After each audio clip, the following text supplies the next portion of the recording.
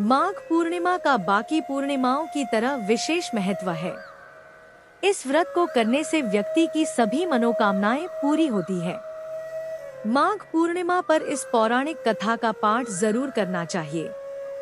इसके बिना व्रत अधूरा माना जाता है। यहाँ सुने माघ पूर्णिमा की पौराणिक व्रत कथा। माघ पूर्णिमा की पौराणिक कथा के अनुसार एक नगर में धनेश्वर नाम के एक ब्राह्मण रहता था। उसकी पत्नी का नाम रूपवती था, जो कि बहुत ही पतिव्रता और सर्वगुण संपन्न थी। लेकिन उन्हें कोई संतान नहीं थी, इसलिए वो दोनों बहुत चिंतित रहते थे। एक बार उस नगर में एक महात्मा आए। उन्होंने उस नगर के सभी घरों से दान लिया, लेकिन धनेश्वर की पत्नी जब भी उन्हें दान देने जाती तो वो उसे लेने से मना कर देते थे।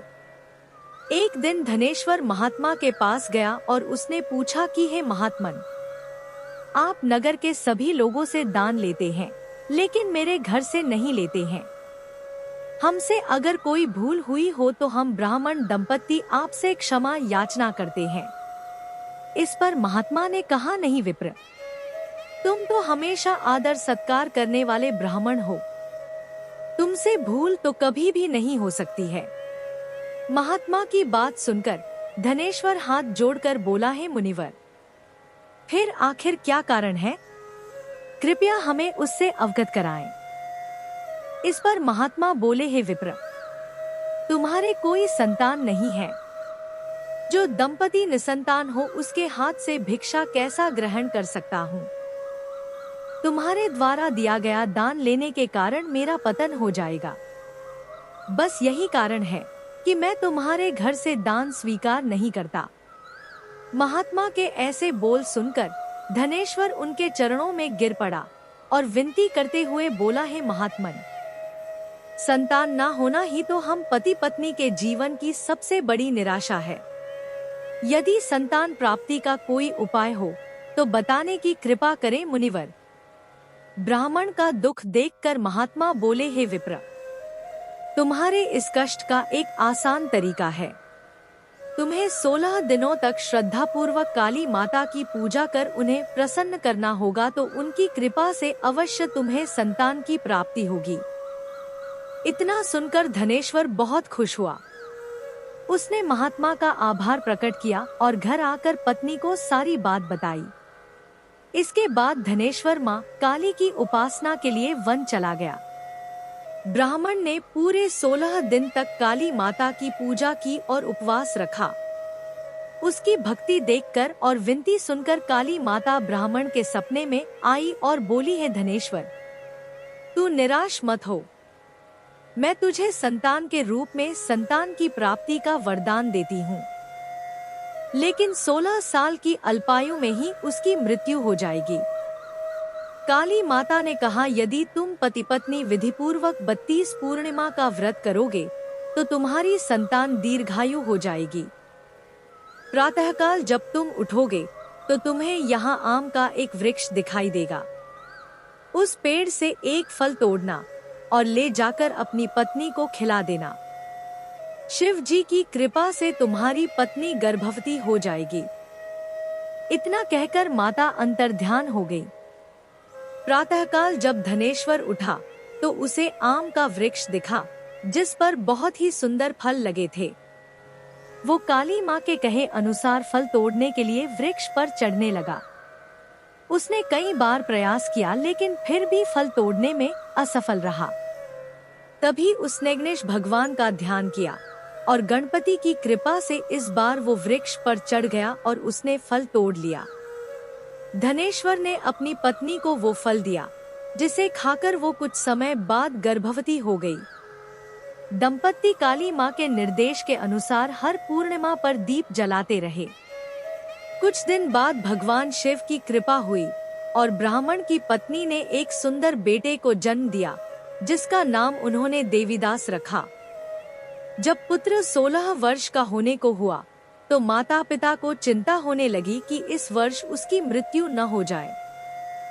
इस पर उन्होंने देवीदास के मामा को बुलाया और कहा, तुम देवीदास को विद्या अध्ययन के लिए काशी ले जाओ। और 1 वर्ष बाद वापस आना।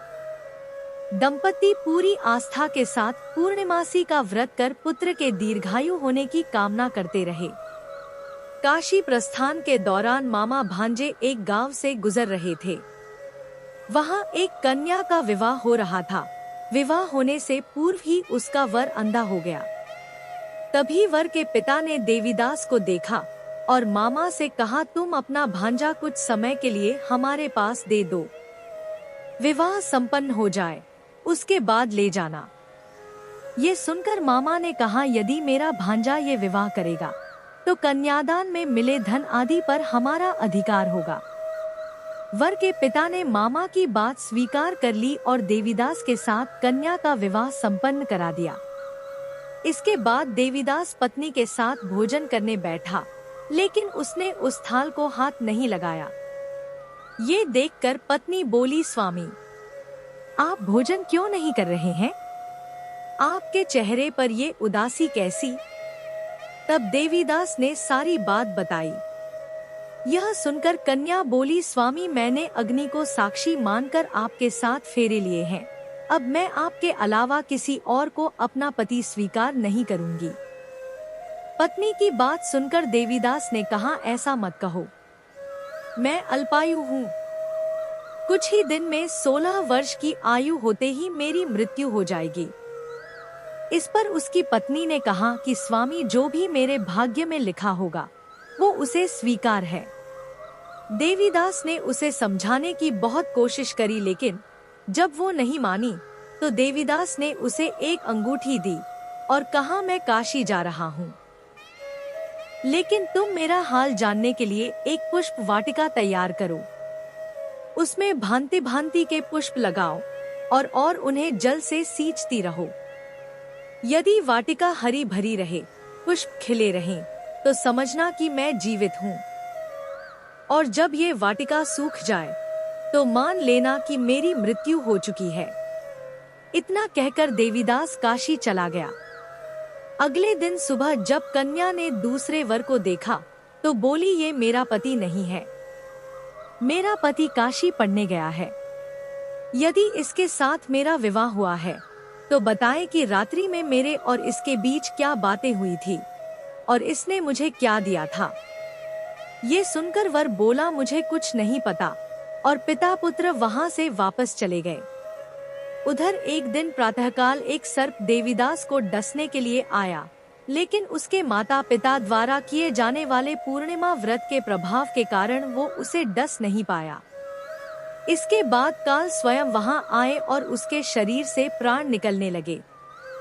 देवीदास बेहोश होकर गिर पड़ा। तभी वहां माता पार्वती और शिव जी आए।